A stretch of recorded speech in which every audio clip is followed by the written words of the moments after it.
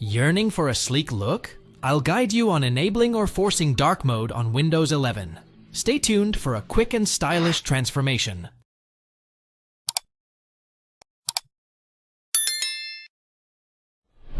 Right-click on any free space on your desktop. This will open a menu with options. Select the last option available, which is Personalize.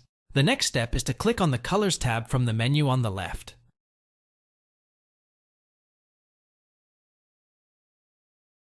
Select the drop-down menu on the right, which contains the 3 available theme possibilities, such as light, dark, and custom.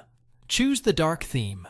All that is left now is for you to exit the Settings menu and enjoy your PC's new look.